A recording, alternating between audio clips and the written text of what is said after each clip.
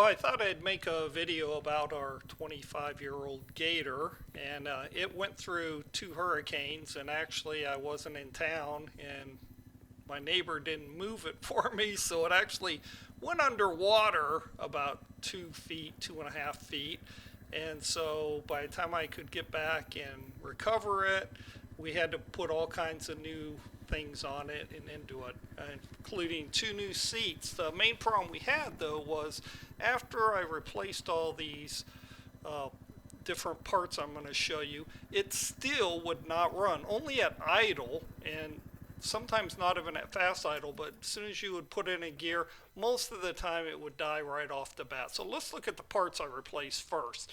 Well, the first one, we put in a new main clutch. It actually, when I took off the old ones, it had little seashells and things like that in it. I had to put a new starter on it. The old starter had rust and was shot.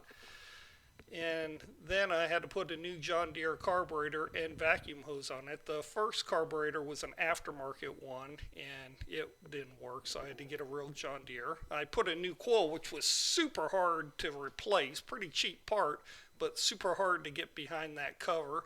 I put a new air filter in, and then, of course, I put a new spark plug in it, some new fuel, changed the oil and crankcase oil 4 times. I had to put a new fuel pump on it.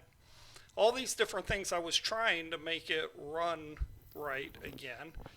And I cleaned the contacts on the dump lift motor because it quit working, so let's listen to her. Let's now start her up. So of course I pull out the choke all the way and turn the key.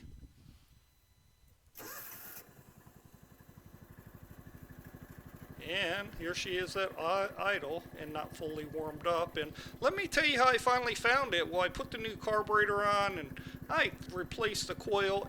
Nothing would work to fix this. For about 9 months I've been working on this, spent a lot of money. And I remembered when I was a teenager, somebody told me, well, let's give her some throttle.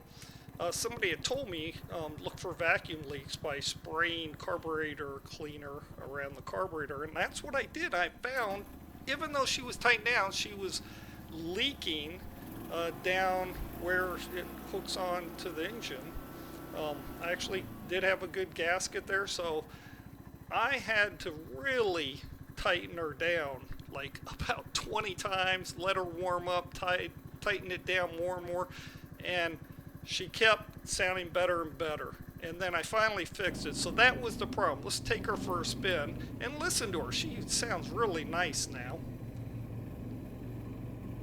And lesson learned, always check for air leaks. I mean, I put this on the forums and nobody ever told me to check for air leaks, but we finally solved it. Thanks for watching and subscribing.